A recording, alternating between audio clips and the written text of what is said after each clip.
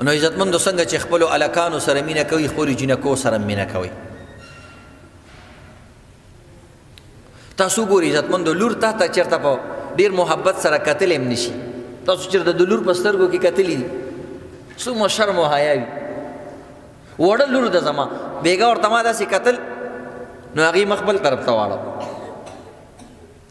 بیا یې داسې چل کې وکتل چې ما ورته کتل بیا یې مخ بل طرف ته واړو. وړه ماشومه د 3 کالو په څه پوهېږي. پلار سره د دې دومره مینه هر وخت په سترګو کې د خپل پلار دپاره مینه ګرځئ.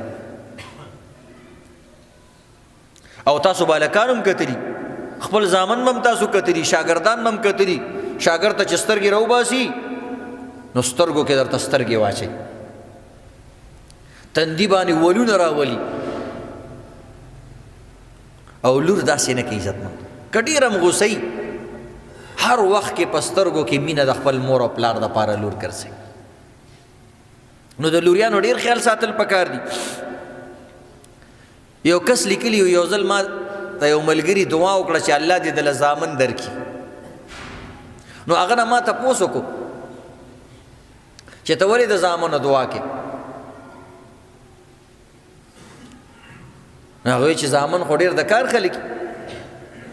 وایي ما ورته نه چې لوریان یې ډېرې د کار خلک دي.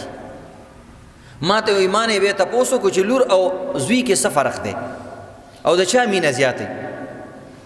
نو هغه وایي زه چې کله ستړی ستومانه د کار نه راشم نو چې کور ته داخل شم په زامنو مې نظر پریوځي نو هم زما زړه ته ډېر سکون میلاو شي او ډېر خوشحاله شم چې زما د بوډاوالي سهاره ما سره موجود ده، زما د ضعیفۍ ملاتړ ما سره موجود دی.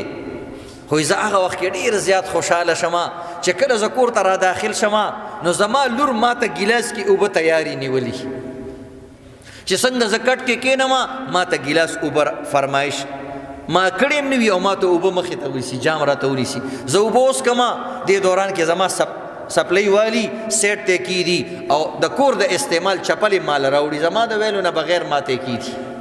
د هغې نه بعد زما کټ ته راوخیږي، زما خپې ماله زور کوي، ماله چاپي کوي. وایي په دې دوران کې چې کوم دی زما ټول تکاوټ ختم شي. خدمت داسې چیز دی عزتمند. لور د یو ګیلاس اوبه درکړي واړه ماشومه هسې چې د سره لوبیو کې په دې سینه دې کښېني او دا ګیره د نه راکاږي او دا ټوپۍ د نه راکاږي، د انسان زړه ته یو سکون میلو شي. رب کائنات الله رب العزت زمونږ او ستاسو د سکون دپاره کم کم څیزونه پیدا کړي دي. او حدیث کې چې کوم دی لوریانو ته او بچو ته ثمرة فؤاد د زړه میوه ویلی شوې ده. موږ هم د خپل ماشوم خیال ساتو چې زمونږ ماشوم جاړي دوبۍ نه ولا کیلو نه راوړو. الله رب العزت زمونږ او ستاسو د خوشحالۍ دپاره ګوډیګانې بچي موږ له راکړي. او حقیقت کې او ریل ژوندي انسانان راله راکوي. په یو انسان باندې څومره خرچه کېږي، د یو انسان سترګې څومره قیمتي دي، د هغه ژبه د هغه زړه څومره قیمتي دی. الله رب العزت چې کوم دی د دې انسان دپاره د الله نافرماني هم کوي، ښځه وله ورکي، بیا د ښځې نه وله ګلالي ماشومان په تحفه کې ورکي. او موږ او تاسو بیا هم د هغه مخالفت کوو او کله بال بچم په ځان باندې بوج وګڼو. نو بهرحال عزتمندو د خپلو لوریانو ډېر زیات خیال ساتل پکار دي.